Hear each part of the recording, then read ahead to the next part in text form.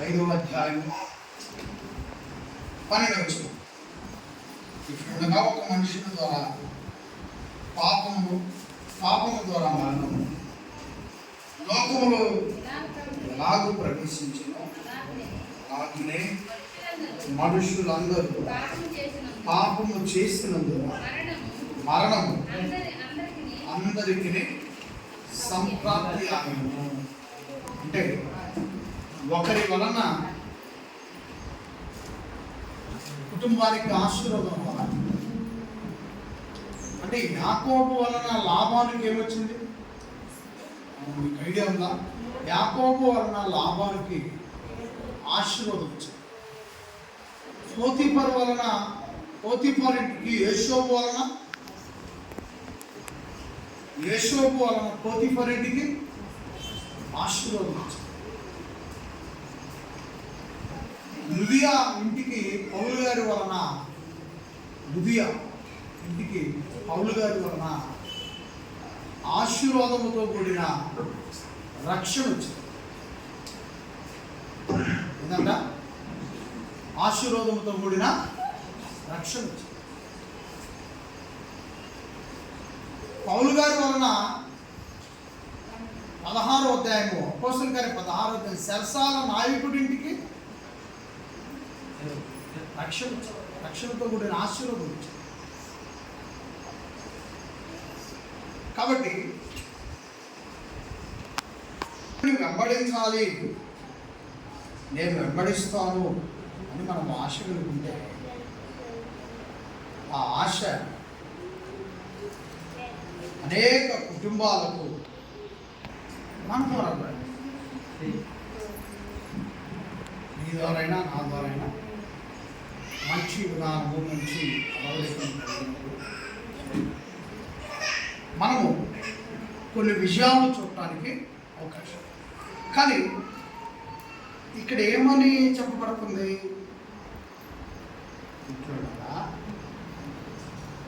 ఒక మనుషుని ద్వారా ఏమొచ్చిందంట? పాపం వచ్చింది. ఒక మనుషుని ద్వారా పాపం వచ్చింది. ఇక పాపం అంటే వీళ్ళ బతుకులు పాడుగాను, జనాలందరూ పాపులేలే, ఇంకా పాపలతోనే అట్నే పోతారులే అనుకోవచ్చు మనం. సరే, పాపమే కదా, అదే పోయిద్దులు అనుకోవచ్చు. కానీ పాపము వలన ఇంకొక ప్రమాదకరమైన ఇంకొకటి వచ్చింది. అదేంటిదంట? మరణం, చావు. పాపం అనగానే దాంతో పాటే ఇక ఏముందలే, ఏదో తలగబోసుకుంటేనో లేకపోతే ఇంకోటి ఏదైనా పుణ్యకార్యాలు చేస్తేనో పోయిద్దులే అనుకుంటే, కానీ మరణము ఇక ఏది చేసినా పోయేది. అంటే ఈ మరణం రావడానికి ఒక మనిషిన కారణం, అనేక మంది. పోతీఫర్ ఇంటికి ఆశీర్వాదానికి ఒక మనిషే కారణమా? ఆ దేశం అంతా కారణమా? ఒక మనిషే కారణం, అతనే యేసు. లాభానింటికి ఆశీర్వాదం రావడానికి దేశం అంతా కారణమా? ఒక మనిషే కారణమా? యాకోబు ఒక్కడే కారణం. యాకోబు వలన లాభానింటికి ఆశీర్వాదం, యేషోబు వలన పోతీఫర్ ఇంటికి ఆశీర్వాదం. అలాగే ఒక్కడి వలన పాపం వచ్చింది. ఆ పాపం వలన, ఆ ఒక్కడు చేసిన పాపం వలన మరణం మనిషికి ప్రాప్తించింది. ఒక్కడే. ఈరోజు ఎంతమంది ప్రపంచవ్యాప్తంగా ఉన్న 740-50 కోట్ల మంది చచ్చిపోవడానికి కారకుడయ్యారు. 140 కోట్ల మంది ఉన్నారు మన దేశ జనాభా. బతికున్న వాళ్ళ లెక్క, చచ్చిపోయిన కాదు. ప్రపంచం మొత్తం 800 కోట్ల మందికి దగ్గర పడ్డారు ప్రపంచ జనాభా. వీళ్ళందరికీ మరణం ఒక్కడి వల్లే వచ్చింది. ఆ ఒక్కడే ఆదాము. ఎవరైనా ఏం జరిగింది? ఆ ఒక్కడు ఏం చేశాడు? ఆ ఒక్క వ్యక్తి ఏం చేస్తే పాపం వారిలోని ప్రవేశించింది? వాళ్ళు దేవుడు వాళ్ళిద్దరిని, అంటే ఆదాము అవ్వలిద్దరిని తోటలో ఉంచాడు. తోట పేరు ఏదేను. ఆ ఏదేను వనములో ఉంచి ఈ చెట్ల ఫలములు అన్నీ కూడా మీరు తినవచ్చు, కానీ ఒక కాయను మీరు, తోట మధ్యలో ఒక చెట్టు ఉంది, ఆ చెట్టు కాయను మీరు తినకూడదు. కొద్ది కాలం వారు బాగానే స్ట్రిక్ట్గా ఉన్నారు. కొన్ని రోజుల తర్వాత వాళ్ళ ఆలోచనలు, వాళ్ళ విధానాలు మొత్తం దిగజారిపోవటం ప్రారంభమయ్యాయి. ఫస్ట్లో ఉన్న స్టాండర్డ్ తర్వాతకే కనిపించలేదు. ఫస్ట్లో అపవాదికి స్థానం కల్పించలేదు, స్టాండర్డ్గా ఉన్నారు. రాను రాను ఏమైపోయిందంటే అపవాదిని లోపలికి చేర్చుకున్నారు. ముందు ఆలోచనలోనికి అపవాదిని చేర్చుకున్నారు. ముందు తోటలోనికి అపవాది వెళ్ళలేదు, తోటలోనికి స్ట్రైట్గా వెళ్ళిపోయి అపవాది చెడగొట్టలేదు. వాళ్ళ ఆలోచనల ముందు అపవాదికి అనుకూలంగా మార్చుకున్నాడు. అప్పుడు సాతానుడు ఆ ఏదేను వనములోకి ప్రవేశించగలిగింది. వెళ్ళిన తర్వాత ఆ కాయ, ఎందుకు ఈ కాయ తింటలేదంటే నేను ఆదికాండం చెప్పాను విషయాలు. అది దేవుడు తినొద్దు అన్నాడు అని చెప్తే, ఎవరు నీకు చెప్పింది? తింటే నువ్వు దేవుడు ఎట్లయితే ఆకాశంలో ఉన్నాడో మీరు కూడా ఈ భూమి మీద ఉండకుండా ఆ విధంగా ఉంటారు, ఎగురుతారు. అసలు మీ హోదా, మీ అంతస్తు మామూలుగా ఉంటుంది. అప్పుడు ఆ మాయ మాటలకు ఏమైపోయింది? ఆ కాయ తీసుకొని, చూపులకు రమ్యంగా ఉందంట ఆ కాయ, పట్టుకుంది, పెంచింది. ఆ కాయను తినేసి, తిన్న తర్వాత దేవుడు వచ్చాడు, పిలుస్తున్నాడు. పిలిస్తే కనపడ్డారా? వాళ్ళిద్దరూ విచిత్రంగా కనపడ్డారు ఒకళ్ళకొకళ్ళకి తిన్న తర్వాత. అప్పుడు ఎక్కడో దాక్కున్నాడు. వాళ్ళిద్దరూ బయటకు లాక్కొచ్చాడు. అక్కడి నుంచి ఏం చేశాడు? మీరు ఈ కాయ తినవద్దు అన్న కాయను తిన్నారు కదా, మీరు మట్టి నుండి పుట్టారు, మరలా ఏమైపోతారు? మరణం అనే పేరుతో మరలా మీరు మట్టి పోలే, మీకు మరణం ప్రాప్తిస్తుంది. అంతేకాదు, అది వాళ్ళిద్దరి వరకు కాదండి. అక్కడి నుంచి వాళ్ళిద్దరికి పుట్టినటువంటి ఇద్దరు కొడుకులు గొడవలో ఒక కొడుకుని ఏం చేశాడు? చంపేశాడు. మరణం స్టార్ట్ అయిపోయింది. అక్కడ ఆజ్ఞ జరిగింది, ఇక మరణం ప్రారంభం. అక్కడి నుంచి ఈ భూమి మీద, ఈ భూమి పండించిన కొన్ని కోట్లాన మిలియన్ టన్నుల పంటని ఈ భూమి మీద మనుషులు తిని ఈ భూమి మీద జీవితం తలబుచ్చుకుంటాం. ఇప్పుడు మనం ప్రజెంట్ తినే పనిలో ఉన్నాం. మనకు ఎప్పుడు చావు వచ్చుద్దో తెలియదు. మనం కూడా ఈ మట్టిలోనికి ఎప్పుడు పోదామో తెలియదు. ఆ ఒక్కడి వల్ల ప్రపంచం మొత్తానికి మరణం అనేది వచ్చింది. చూడండి, ఆ వాక్యాన్ని ఇప్పుడు చదవని అర్థమైంది. ఆ మాటలను ఇప్పుడు చదవని పౌలు గారు వివరిస్తున్నాడు. చూడగా ఒక మనుషుని ద్వారా పాపము ద్వారా మరణము, పాపము ద్వారా ఒక మనిషి ద్వారా ఏమొచ్చింది? పాపం వచ్చింది. పాపం రావడం వల్ల ఏమొచ్చింది? మరణం వచ్చింది. లోకములో ఎలాగూ ప్రవేశించను అలాగనే మనుషులందరూ పాపము చేసినందున మరణము అందరికీ సంప్రాప్తి ఆయను. మనుషులందరూ పాపము చేసినందున మరణము అందరికీ సంప్రాప్తి ఆయన. అంటే ప్రతి వ్యక్తికి తప్పించుకునే అవకాశమే. ఆస్ట్రేలియా దేశంలో చచ్చిపోయిన మనిషిని ఫ్రిడ్జ్లో పెట్టేసి కొన్ని సంవత్సరాల తర్వాత మరలా అతనికి చలనం వస్తుంది, బతికిస్తాం. అప్పటి వరకు ఆ ఏసీలో పెట్టినందుకు వాళ్ళకి మెడిసిన్ వాడుతూ ఉంటాం. ఆ మెడిసిన్కు సంబంధించిన డబ్బు కట్టమని ఆస్ట్రేలియా దేశం ఒక సంస్థ స్థాపించి చచ్చిపోయిన వాళ్ళు తీసుకుపోయి అక్కడ పెడుతున్నారు. ఆల్రెడీ చచ్చిపోయాడు, వాళ్ళు వచ్చి తీసుకొని వెళ్ళి ఫ్రిడ్జ్లో పెడుతున్నారు. ఫ్రిడ్జ్లో పెట్టేసి ఆ ఇంటి వాళ్ళ దగ్గర డబ్బులు వసూలు చేస్తున్నారు. ఫ్రిడ్జ్లో పెట్టినందుకు నెలకెంతని. వాళ్ళకి మేము తిరిగి బతకడానికి మెడిసిన్ వాడుతున్నామని.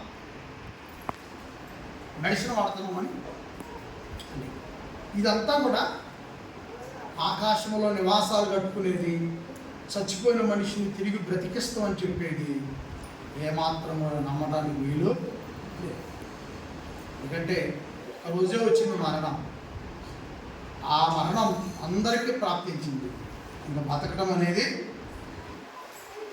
జీవించినంతకాలం మనం జీవించడమే తప్ప ఆ మరణాన్ని తప్పించుకునే అవకాశం లేదు. 13 వచ్చింది.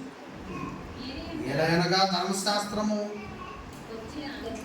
వచ్చిందని కనుక పాపము లోకములో ఉండేను, కానీ ధర్మశాస్త్రము లేనప్పుడు పాపము ఆరోపించబడదు.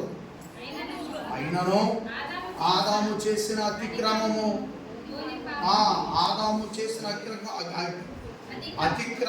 జోలి పాపము చెయ్యని వారి మీద కూడా ఆదాము మొదలుకొని మోషే వరకు మరణము వేయను. ఏమంటున్నారు ఇక్కడ?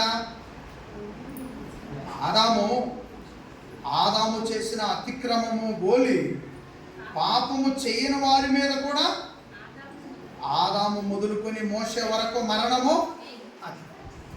ఏ పాపం చేయదు, ఏ పాపం చేయనటువంటి వ్యక్తులు ఉన్నారు. పుట్టుకతోనే మానసిక రోగిగా పుట్టాడు అనుకోండి. పుట్టుకతో మానసిక రోగి పుట్టాడు. వాడికి ఏం తెలియదు, అన్నం పెడితే తింటాడు, మంచిగా తాగుతాడు. అయినా వాడిని చంపలేకో లేకపోతే అనాథలకు ఇవ్వలేకో హాస్టల్లో చేర్చలేకో తాడువాయిలో మా తెలిసిన చుట్టాలమ్మ దగ్గర 40 ఏళ్ళు వచ్చేదాకా ఉంచుకుందాన్ని ఇంట్లో. ఏం తెలియదు వాడికి, మంచంలోనే ఉంటాడు. 40 సంవత్సరాలు వచ్చినాక వాడికి అనారోగ్యం ప్రాప్తించి చనిపోయాడు. మొన్న ఈ మధ్య చనిపోయాడు. మామయ్య ఇంటికి కొంచెం ఎదురుగా పక్కగా ఉంటుంది వాడి ఇల్లు. నేను వెళ్ళి చూసి వస్తూ ఉండేవాడు ఆ పిల్లవాడిని. 40 ఏళ్ళు వచ్చాయి. 40 ఏళ్ళ తర్వాత తనకు మరణం వచ్చింది, చనిపోయాడు. మరి ఇప్పుడు అతను పాపం చేశాడా? అతనిలో ఏ విధమైన పాపం లేదు. అతనికి ఏ కోణంలో పాపం అనేది లేదు. మానసిక రోగి, వికలాంగుడు, అన్నం పెడితేనే తింటాడు. ఆ బాత్రూమ్కి వెళ్ళేది కూడా అతనికి తెలియదు. వాళ్ళ అమ్మాయి తర్వాత చూసి క్లీన్ చూసుకుంటాడు. కానీ ఇక్కడ ఏమని చెప్పబడింది? ఆదామును పోలి పాపము చేయని వారి మీద కూడా ఏమైంది? మరణం వచ్చింది. వాడు పాపం చేయలేదు, అసలు పాపం చేసిన లిస్టే లేదు. వాడు ఊహలో కూడా పాపం చేయడం వాడికి మనలాంటి ఊహలు లేవు. కొన్ని నడిచిపోయి పాపం చేయడానికి నడకలేదు. అమ్మ ఎవరో నాన్నెవరో గుర్తుపట్టలేడు, అన్న ఎవరో తమ్ముడు ఎవరో వాడికి తెలియదు. అప్పుడు కూర్చోబెట్టి అన్నం పెడుతున్నారు, అన్నం తింటాడు అంతే. కానీ ఆదాము పాపం చేయటం వలన, ఈ మరణం లోకంలోనికి రావటం వలన పాపము చేయనటువంటి ఆ వ్యక్తి కూడా చనిపోవాల్సిన పరిస్థితి వచ్చింది. అందరికీ ఎవరైనా ఏ దేశంలో, మన ఆంధ్రప్రదేశ్ వాళ్ళు, కర్ణాటక వాళ్ళు, తమిళనాడు వాళ్ళు దుబాయ్ వెళ్ళారు. నిన్ననే చూశాను నా వాళ్ళు. మన ఇతర రాష్ట్రాల నుంచి వచ్చిన వాళ్ళందరూ ఒక పెద్ద కాంప్లెక్స్ తీసుకున్నారు. ఆ కాంప్లెక్స్లో వాళ్ళు నివాసం ఉంటూ ఉద్యోగాలు చేస్తున్నారు. ఈ లోపల అక్కడ ఒక గ్యాసు ఏదో వంటగదిలో మంటలు వచ్చినాయంట. ఆ పెద్ద కాంప్లెక్స్ అంతా వ్యాపించింది అర్ధరాత్రి. దగ్గర 40 మంది వరకు చనిపోయారని పేపర్కి ఇచ్చారు. ఎంతమంది చనిపోయారంట? 40 మంది. మన దేశంలో, వేరే దేశంలో జరిగింది. మన దేశంలో అంటే మరణించడానికి ఏ దేశమైనా, ఏ దేశం కూడా మరణాన్ని ఆపలేదు. కాబట్టి మన దేశంలో ఉన్న విదేశాలకు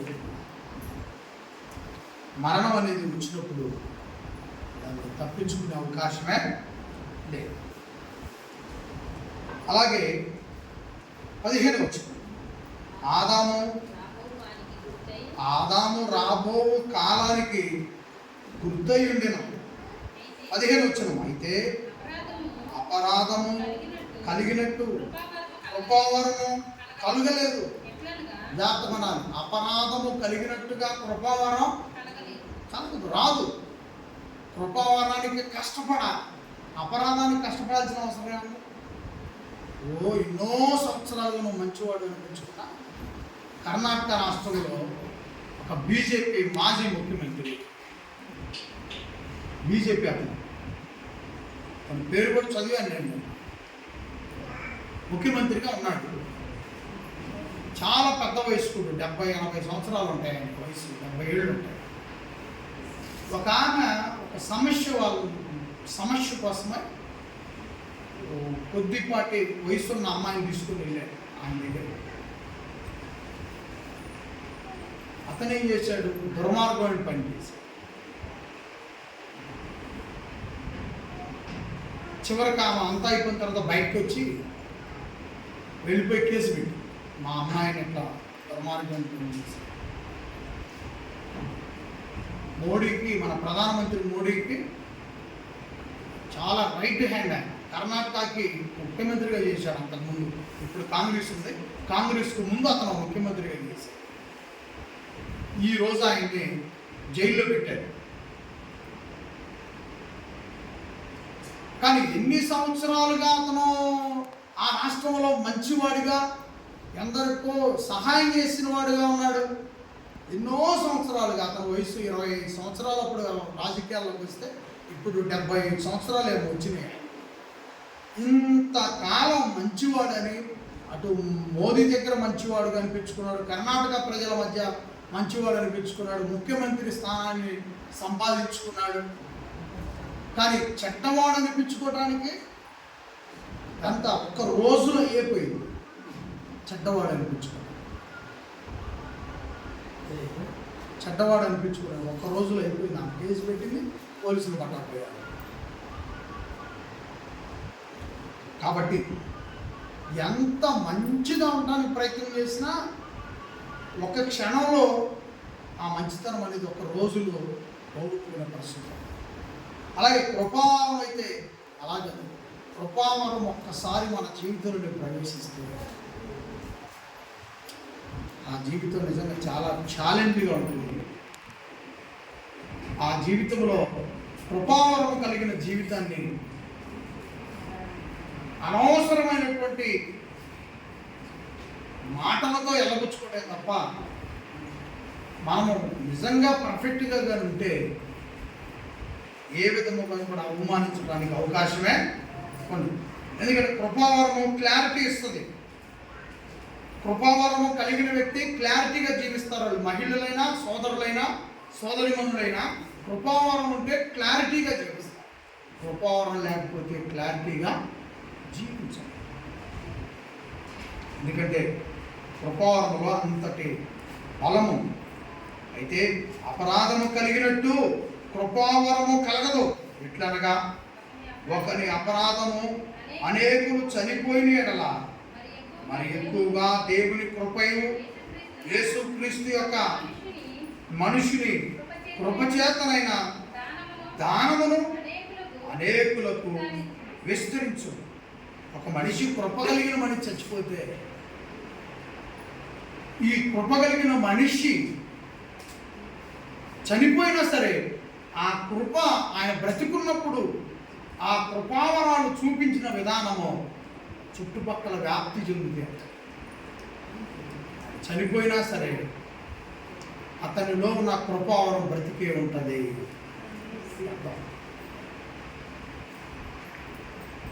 కృపావరం కలిగి, నాకు కృపావరంలో క్లారిటీ కలిగి జీవించిన మహిళలు, సోదరిమణులు, సోదరులు కృపావరంలో క్లారిటీ కలిగి బ్రతికితే వాళ్ళు చనిపోయినను కృపావరం జీవిస్తుంది.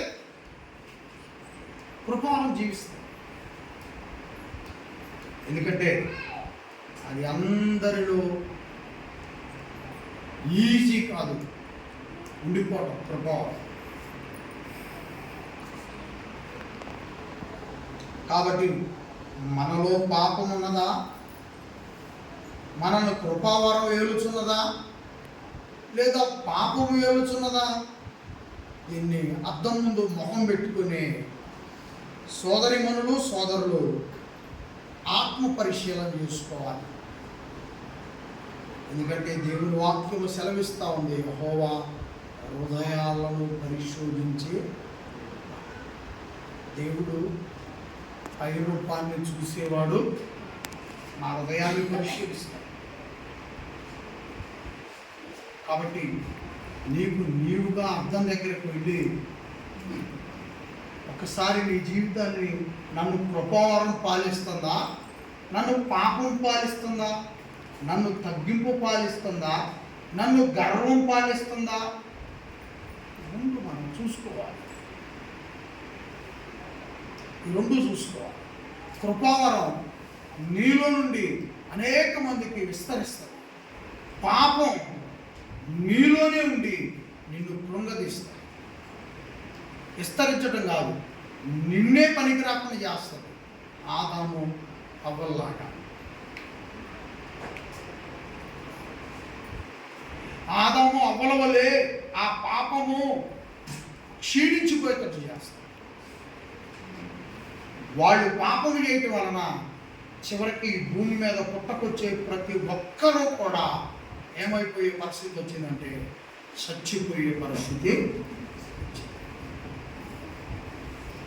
యేసు క్రీస్తు కృపావరాన్ని వెదజల్లారు ప్రజలకి. యేసు క్రీస్తు కృపావరాలను ప్రజలకు చూపించడం వలన యేసు చనిపోయి కూడా జీవింపజేస్తున్నాడు. యేసు ఆయన చనిపోయి కూడా కృపావరము అనేక ప్రాంతాలకు విస్తరించేటట్లు చేస్తున్నాడు. ఆదాము వలన చనిపోయే స్థితి వస్తే యేసు వలన చనిపోయిన తిరిగి లేచి గొప్ప అవకాశము ఇవ్వబడింది. ఆదాము వలన పాపం వచ్చింది, పాపము మరణం తీసుకొచ్చింది. యేసు క్రీస్తు వలన కృప వచ్చింది, ఆ కృప మరణించిన వారిని తిరిగి బ్రతికిస్తుంది. ఏది విస్తరించాలి ఇప్పుడు? మరి ఈ రెండింటిలో ఏది విస్తరించాలి? కృప విస్తరించాలా, పాపం విస్తరించాలా? కాబట్టి మనలో పాపం ఉందా చూసుకో. నీ ముఖం నీ లోపల ఏముందో చెప్పాడు, నా ముఖం నాలో ఏముందో చెప్పాడు. అద్దం ముందుకు వెళ్ళాను అనుకో, నా లోపల ఏముందో నా ముఖంలో కనపడింది, తప్పు అని క్షమాపణ ప్రార్థన చేసుకుంటే నువ్వు స్వచ్ఛమైనటువంటి హృదయం కలిగి ఉంటావు. సోదరిమణుడైనా సోదరుడైనా అదే ఇక్కడ చెప్తుంది.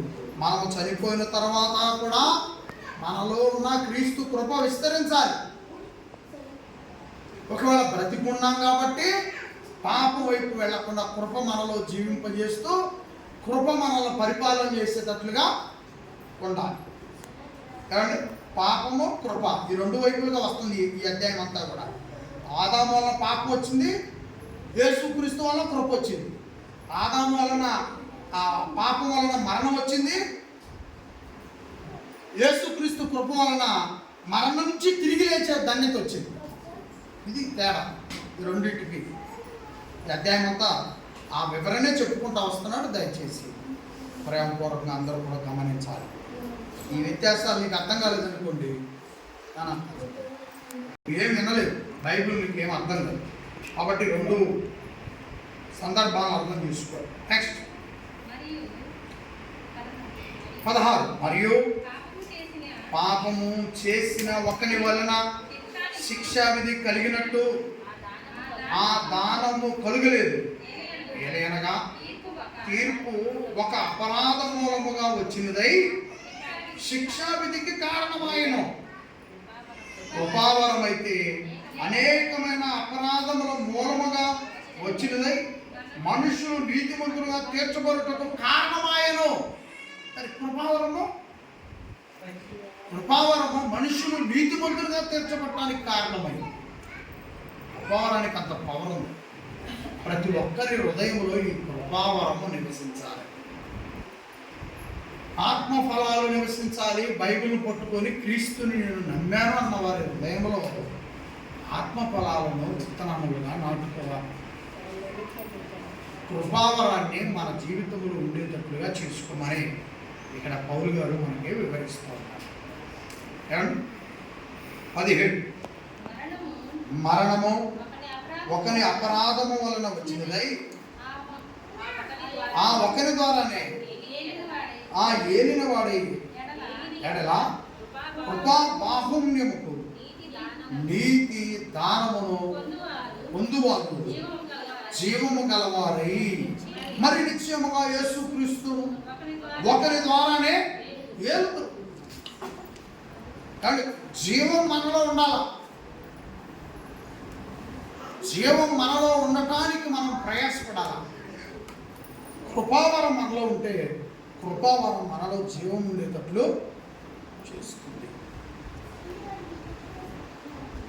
కాబట్టి తీర్పు ఒకరి అపరాధం వలన వచ్చినదే మనుషులందరికీ శిక్షావిధి కలుగుటకు ఎలాగూ కారణమాయనో అలాగే ఒక పుణ్యకార్యమునకు కృపాదానమును మనుషులందరికీ జీవప్రదమైన నీతి విధింపబడుటకు కారణమాయను. చాలామంది కొన్ని దానాల పేర్లు ఏముంది మీకు మనసుంటే చెప్తారా? మాకు చెప్పాలని ఆశ, ఏదైనా ఇంట్రెస్ట్ చెప్తా. కొన్ని దానాలు: అన్నదానం, మరి వస్త్రదానం. మనుషులు అన్నదానం చేయడానికి ఇష్టపడతారు, వస్త్రదానం చేయడానికి ఇష్టపడతారు, విద్యాదానం చేయడానికి ఇష్టపడతారు. విద్యాదానం అంటే ఏంటంటే కొన్ని బుక్స్ కొని పెట్టడం, కొన్ని డబ్బులు ఇవ్వటం. ఇదిగో ఈ అబ్బాయికి నేను 10,000 ఇస్తున్నా, ఈ అబ్బాయి బాగా చదువుకున్నాడు, అట్లా. విద్యాదానం, అన్నదానం, వస్త్రదానం. కానీ క్రైస్తవులకు సంఘానికి ఇవ్వబడిన నియమం ఏంటంటే కృపాదానాన్ని చేయాలంట. కృపను దానంగా ఇవ్వాలంట ప్రజలకు. ఎందుకంటే అన్నం సంపాదించుకుంటున్నాను, నీకు అడగకూడదు, నీకు పింఛన్ వచ్చే టైం అయింది ఇక మొత్తం తెలియకపోతే అంటే రావటం కూడా ఇప్పుడు ఏమాత్రం ఒకవేళ రేపు ఒకవేళ అప్లికేషన్ పెట్టింది అనుకో, ఒకటే తప్ప. ఏం తప్ప? 4,000 రూపాయలు ఒకటే. ఆ 150, 100, 150, 100 పూర్వీకులు తీసుకున్నారు చూడు, వాళ్ళు పడి బాధ. ఒకటే తప్ప నీకు ఇక ఆ 150లో 100లో 75 రూపాయలు ఒకేసారి ముద్దరైకినే 4,000 సంతకం పెట్టాడు ఆయన. మొన్న ముఖ్యమంత్రి, మనకి ఏ ముఖ్యమంత్రి గారైనా మనం చెప్పుకుంటాం, మనకి కొత్తగా చంద్రబాబు నాయుడు గారు ముఖ్యమంత్రి అయ్యారు కాబట్టి ఆయన ఏం చేశాడు, రాగానే ఇలాంటి డిగ్రీ చదివిన పిల్లలకి ఈ అబ్బాయికి పూర్తి కాలేదు, కానీ ఈ లోపల ఏదైనా పూర్తి ఏదైనా అని అవినిగడ్డగా వెళ్ళి తీసుకున్నాడు అనుకో, కోచింగ్ టీచర్ అయిపోతాడు. రాగానే అతను ఏం చేశాడు, ముఖ్యమంత్రి గారు చదువుకున్న పిల్లలకు సంతకం పెట్టేశాడు. అలాగే 4,000 రూపాయలు పెన్షన్ ఇవ్వడానికి సంతకం పెట్టేశాడు. ఇక్కడే రాజధాని అని 100 కొట్లేళ్ళు పెట్టి ఆయన అవన్నీ బాగు చేపిస్తూ ఉన్నాడు. అంటే మన కళ్ళకు కనపడతా ఉన్నాయి. ఇప్పుడు నీకేమైపోతాయి, నువ్వు ఒకవేళ అప్లికేషన్ పెట్టావు, నీ వయసు కానీ ఖచ్చితంగా ఆధార్లో ఆ పెన్షన్ తీసుకునేటట్టు కానీ ఉంటే ముద్దరైతే తను ఏమైపోతుంది నీకు.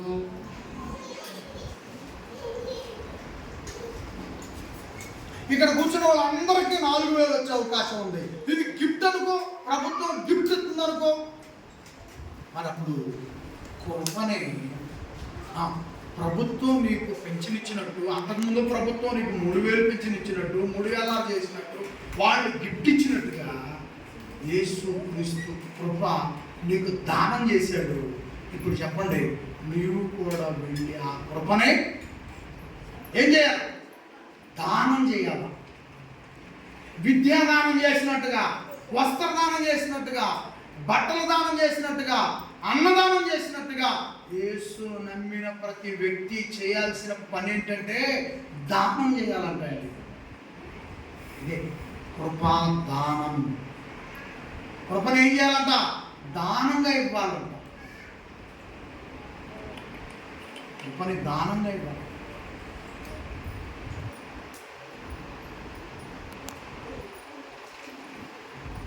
వస్తూ వస్తూ వస్తూ పింఛన్ అయిపోయింది అనుకోండి కోటేశ్వరమ్మ గారికి, ఏమైపోతాం బాధ. లోకల్గా ఉన్న నాయకులందరికీ అడిగి తిరుగుతుంది, పింఛన్ అయిపోయింది తిరుగుతుంది. కానీ ఒక నెలలోనన్నా ఆమె పెద్ద కూతురికి ఈ నెలలో యేసు ప్రభు నీకు మంచి చేయబోతుండో, బాగా నమ్ముకో, యేసు ప్రభుని ఇష్టపడు, మంచి జీవితం జీవించు, ప్రభువుని నమ్ముకో అనే దానం ఒక నెలలోనన్నా చేస్తుంది అక్క. అదే పింఛన్ అయిపోతే ఏం చేస్తుంది? ఇక్కడ నాయకులు ఎవరున్నారు వాళ్ళ చుట్టూ తిరిగి. కానీ దానం, దేవుని వాక్య దానం, సరే ఎక్కడో పక్కన వాళ్ళు వెళ్ళామనుకోళ్ళు, మనూరోళ్ళు ఎన్నరో, ఎందుకంటే ఆ పేద కాబట్టి. పోనీ తన ఫ్రెండ్స్ ఉంటారుగా, తన కూతురులు ఉంటారుగా, వాళ్ళకన్నా యేసుక్రీస్తు వాక్యం దానం చేస్తుందా?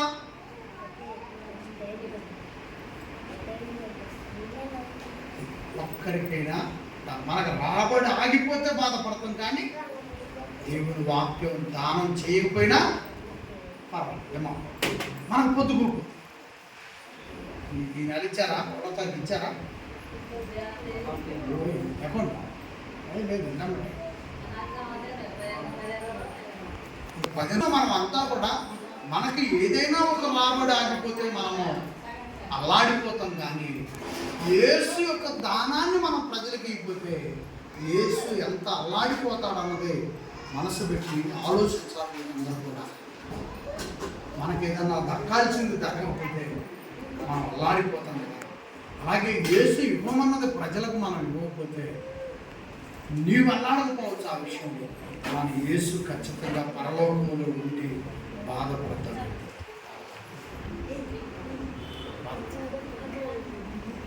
ఖచ్చితంగా ఇప్పుడు మేము రోజు స్వతంత్రంలో వస్తామంటే నందిగమాట రోడ్డు దగ్గర బ్రేక్ ఫెయిల్ అయిపోయి చచ్చిపోయేవాళ్ళు. మాకేం తెలిసి పోతాము, కాలు కింద బోల్ట్ ఊడిపోయి వస్తుంటే బ్రేక్ నొక్కుతుంటే ఆగట్లేదు బండి. మాకు దేవుడు కాదు, ఎవరు లేదు మా ఎదురు. వెంటనే బండిని ఎదరు బ్రేకుని స్లో చేసుకుంటా అడ్డ రోడ్డు సరిగ్గా వచ్చాక ఆగిపోయింది. ఎక్కడ కిలోమీటర్ అవతల రాయి కొట్టేసింది.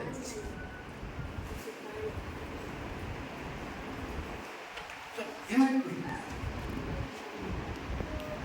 అదే బ్రేక్ మీద ఒకవేళ ఆ ఎదర్ బ్రేక్తో మేము స్లో చేసి మెయింటైన్ తెలియకపోతే మా బండి పల్టీ కొట్టుద్ది. ఎవడు కొట్టాల్సిన అవసరం లేదు. ఆ స్పీడ్లో ఎదర్ బ్రేక్ సడన్గా కొడితే మా బండి పల్టీ కొట్టుద్ది. ఇక కృపను దానం చేయడానికి మనం వస్తామండి. దాని సతాపలు మార్చిలో పడేసేవాళ్ళే, ఏదో కొద్దిగా ఆ తర్వాత పరిస్థితులు మీకు తెలుసు, ఏలుపూరు చేరుకునేవాళ్ళే.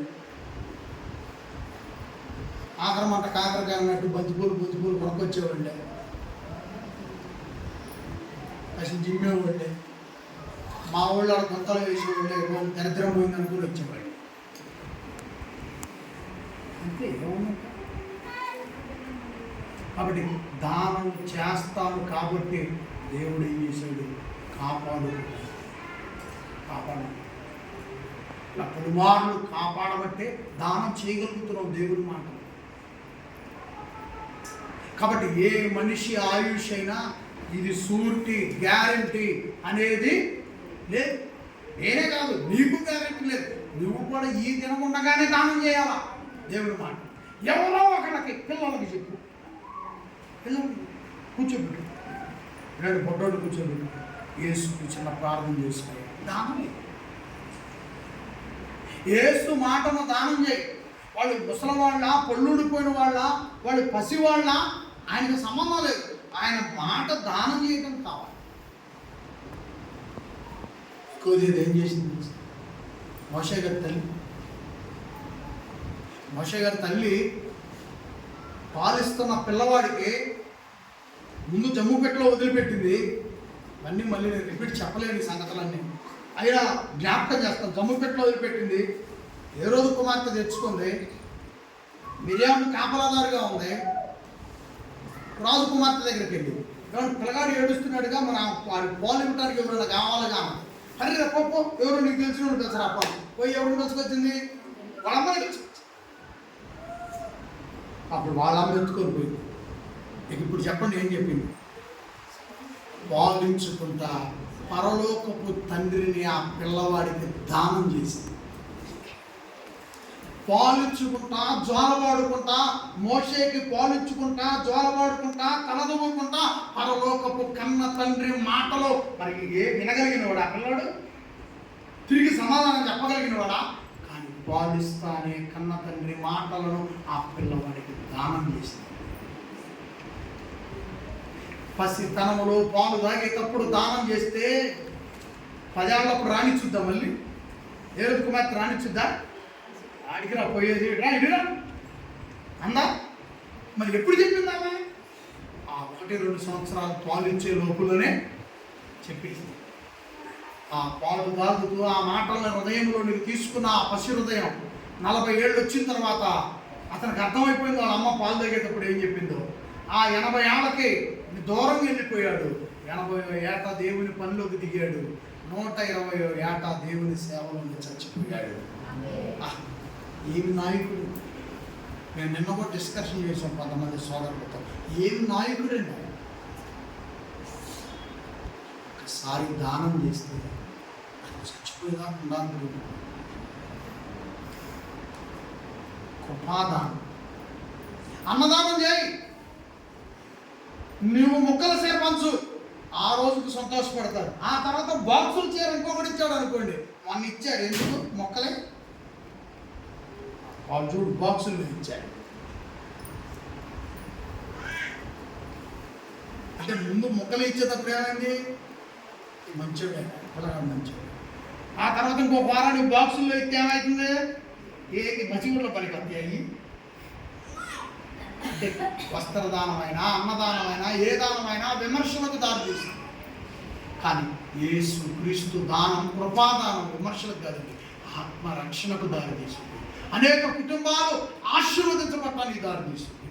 నీ కుటుంబం క్రీస్తులు పదిలంగా ఆశీర్వాదంగా ఉండటానికి దారితీస్తుంది. కృపాదానంలో ఉన్న పవర్. ఈ కృపాదానం పరదేశికి దారితీస్తుంది. ఆ కృపాదానం పరదేశం నుండి కన్న తండ్రి వద్దకు వెళ్ళడానికి దారితీస్తుంది. కాబట్టి తప్పకుండా మీరు అంతా ఆలోచించి కృపాదానానికి మనస్సుని పోలని అందరికీ కూడా తెలియజేస్తాం. చివరి ముగింపు మాటలు ఏలయనగా 10వ వచనం, ఏలయనగా ఒక మనిషిని అవిధేయత వలన అనేకులు పాపులుగా ఎలాగూ చేయబడిరో అలాగే ఒకరి విధేయత వలన అనేకులు నీతిమంతులుగా. మీకు స్పష్టంగా అర్థమయ్యే ప్రసంగాలు, మంచి మనసుతో నీవు ఆలోచించుకునే ప్రసంగాలు. అవిధేయత, తర్వాత చెప్పండి విధేయత. అవిధేయత ఎవరిది? అవిధేయుడిగా మారింది ఎవరు? ఆదాం గారు. విధేయుడిగా జీవించింది ఎవరు? యేసుక్రీస్తు. అవిధేయుడిగా అంటే దేవుని మాటను ధిక్కరించి తినవద్దన్న పండు తిని ఆ తోటలోంచి నెట్టివేయబడి పాపుగా మారి పాపం వలన మరణం తెచ్చుకున్నాడు. అవిధేయుడు. కానీ యేసు ఈ లోకానికి వచ్చి విధేయుడిగా తండ్రికి కనపడి మనందరి కోసం చనిపోయాడు. అదే మాట్లాడుతున్నాడు. ఎలయనగా ఒక మనిషిని అవిధేయత వలన అనేకులు ఏమైపోయారట? పాపులైపోయారు. ఆదాము వలన ఈ లోకంలోనికి ఏం ప్రవేశించింది? పాపం వచ్చింది వాళ్ళ వలనే. కాబట్టి అనేకులు అవిధేయులైపోయి పాపులుగా చేయబడ్డారో అలాగే ఒకరి విధేయత వలన, అంటే యేసు క్రీస్తు యొక్క విధేయత వలన, ఆయన విధేయత ఏంట? విధేయత నిన్ను కొరడాలతో కొడతారు, ఇదిగో ఇతనే యేసు అని ఇస్కరియోతు యోధా వెళ్ళి ముద్దు పెట్టుకుంటే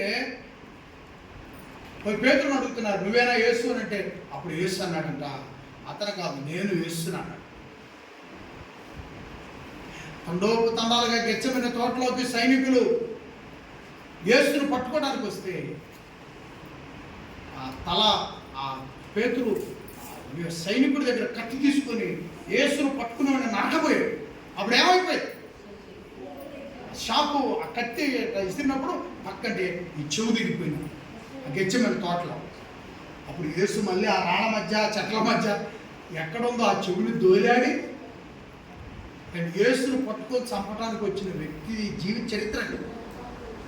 ఆ చెవు దోలాడి అతను ఆ చెవి నరిగిపోతే ఏడుతూ ఉంటే రక్తం కారిపోతూ ఉంటే ఆ చెవులు దోలాడి మరలా ఆ చెవుని అతనికి అతికించాడు. అది విధేయత. ఇస్కరియోతు యోధా ఎవరు యేసెవరు అర్థం కావట్లేదు. అప్పుడు యోధా చెప్పాడు సైనికులకి, నేను వెళ్ళి ఎవరిని ముద్దు పెట్టుకుంటానో వాళ్ళే యేసు, అతను పట్టుకోండి మీరు. యేసు దగ్గరికి వెళ్ళిపోయాడు ఇస్కరియోతు యోధా. అప్పుడు యేసు ఏమంటున్నాడు తెలుసా? ఇక నీ వచ్చిన పని కానిచ్చు, ఎందుకు ఎదురు చూస్తారు కానీ అని అంటే అతను వెళ్ళి యేసుని ముద్దు పెట్టు. అప్పుడు ఈ భటులందరూ వెళ్ళి యేసుని పట్టు. 5 రొట్టెలు 2 చిన్న చేపలు తీసుకొని తండ్రికి ప్రార్థన చేస్తే 5,000 మంది మగాళ్ళు తినంగా ఇంకా మహిళలు అట్నే ఉన్నారు. వాళ్ళ లెక్క గట్ల, పిల్లల లెక్క గట్ల, మరి ఆడపిల్లల లెక్క గట్ల, మగపిల్లల లెక్క గట్ల, అసలు స్త్రీలను అసలు లెక్క గట్ల. వాళ్ళు అక్కడ కూర్చున్న మగవాళ్ళ వరకే లెక్క పెట్టారు. 5,000 మంది అంట. ఏమండి తర్వాత ఎన్ని గంపలు ఎత్తారు? వాళ్ళు ఒక్కొక్కళ్ళు అయ్యాడు. కానీ 100 మంది పోతే 100 గంపలు అయ్యాయి. 12 మంది కాబట్టి ఇంకా 12 వచ్చింది. 100 మంది ఉంటే యేసు ప్రభు ఏమిటి శిష్యులు 100 గంపలు తెచ్చేవాళ్ళే. అలాంటి మహనీయుడు ఆ గెచ్చమనే తోటని తిరగలేడా? కానీ విధేయత అంత విధేయత చూపించాడు. మన కొరకు సిలువ ఎక్కేంత విధేయత చూపించాడు. కానీ ఆదాము తన భార్య ఏది చెబితే అది చేశాడు. ఏంటమ్మా ఇదని కనీసం ప్రశ్నన్నా వేశాడా? ఇది తప్పు అని నివారించాడా? లేదండి. ఆమె తెచ్చింది ఏం తీసుకుంది, ఆమె తినమన్నది ఏం తినేసి. కాబట్టి ప్రియులారా, మన జీవితంలో కూడా చాలా ఉన్నవి అర్థం చేసుకోనివి, ఎక్కడ మాట్లాడాలో, ఏది కరెక్టో ఏది కరెక్ట్ కాదు అనేది ఆదాము ఆ రోజు నిలదీసినట్టే, దేవుని ఆలోచనలతో నిండిపోయినట్టే అవ్వమ్మని నిలదీసేవాడు. దేవుడు కావాలా అవ్వమ్మ కావాలా అనే పరిస్థితి వచ్చింది ఆదాముకి. దేవుడు కావాలా అవ్వమ్మ కావాలా అని పరీక్షిస్తే చివరికి దేవుడిది ఏముందిలే అవ్వమ్మే. కానీ అబ్రహాము జీవితంలో పరీక్షిస్తే దేవుడు కావాలా కొడుకు కావాలా అని అంటే కొడుకే నీకు ఇచ్చేస్తా, నాకు దేవుడే నువ్వే కావాలి, ఎందుకంటే నువ్వు ఏదైనా చేయగలవని. యేసు నీకు సర్వం అప్పు చెబుతాను అంత దెయ్యం. కానీ యేసు ఏం చెప్పాడు? అసలు సర్వలోకానికి నేనే అధికారి. నువ్వు నాకు ఇచ్చేది నా తండ్రి కావాలి, నా తండ్రి కన్నీళ్లు తుడిచే పని కావాలి నాకు. అందుకే నేను సిలువ అయిపోలేదు. అదే విధేయత. ఇలా విధేయత గురించి చెప్పాలంటే చాలా ఉన్నాయి యేసు గురించి. మనం ఒక పుస్తకం మీద వెళ్తున్నాం కాబట్టి మిగతా ఏమీ నేను గుర్తు చేయట్లేదు. అలా గుర్తు చేస్తే చాలా ఉన్నాయి. అద్భుతంగా ఉంటుంది యేసుక్రీస్తు విధేయత, చాలా బాగుంటుంది. అండ్ చూద్దాం ఇంకా మరి కొన్ని వచనాలు చూసి సెలవు తీసుకుందాం. మరియు అపరాధము విస్తరించున్నట్లు ధర్మశాస్త్రము ప్రవేశించి అయినను పాపము మరణమును ఆధారము చేసుకుని ఎలాగూ ఏలెనో అలాగే నిత్య జీవము కలుగుటకై నీతి ద్వారా కృపయు మన ప్రభు అయిన యేసు క్రీస్తు మూలముగా ఏలు నిమిత్తము పాపము ఎక్కడ విస్తరించునో అక్కడ కృప అపరిమితముగా విస్తరించెను.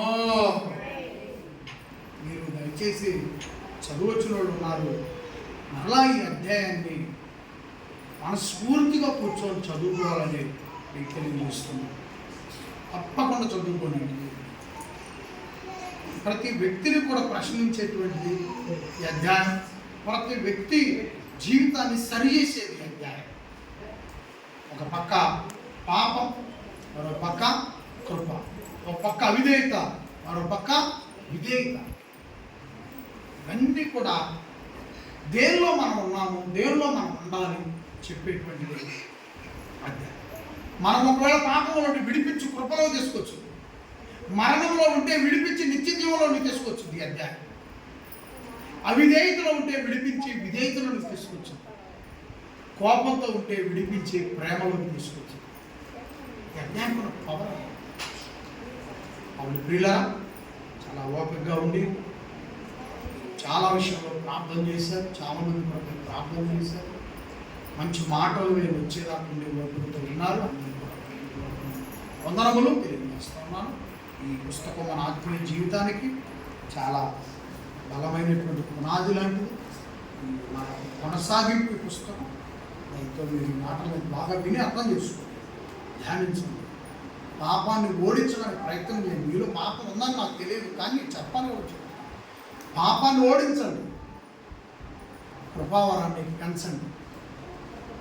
పాపాన్ని తొక్కండి, కృపావరానికి ఉజ్జీవాన్ని. పాపం మనం చచ్చిపోవాలనే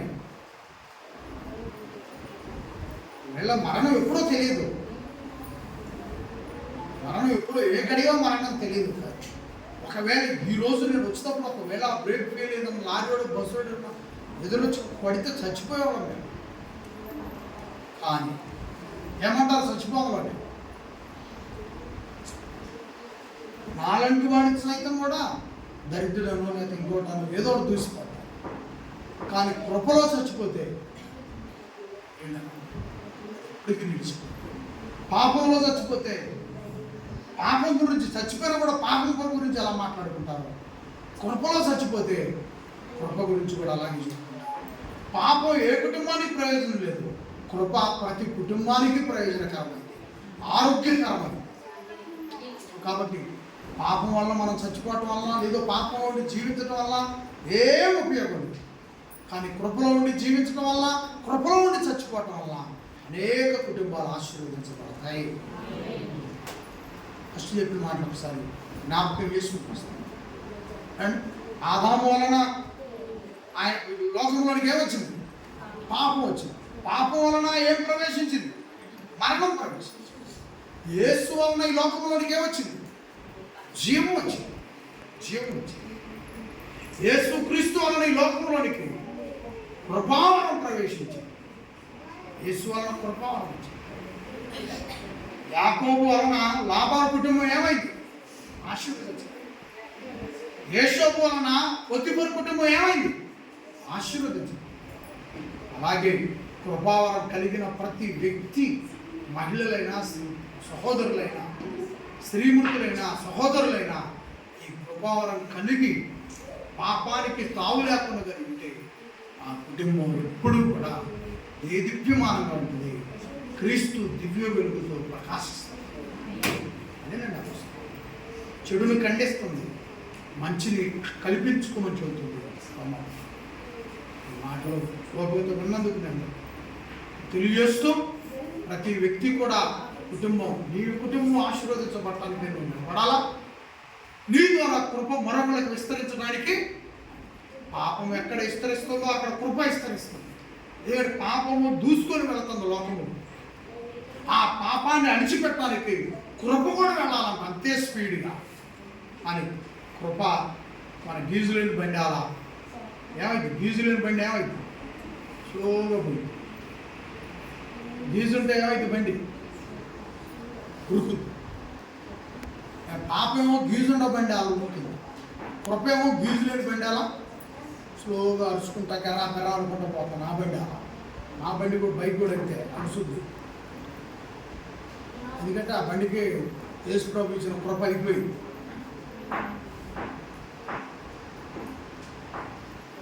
ఏదైనా బాగు చేయించుకోవడం లేకపోతే ఇంకొక కొనుక్కోవడం చేయాలి.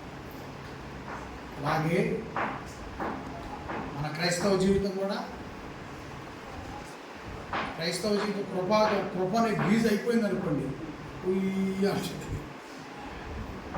అదే వాక్యం ప్రార్థనతో మళ్ళా కొత్తగా గీజు పెట్టుకున్నాం అనుకోండి, మంచిగా బాగుంటుంది. మంచి ప్రార్థన జీవాన్ని తీసుకొచ్చుకోండి. అందరూ లేచి నిలబడదాం. కట్ చేద్దాం.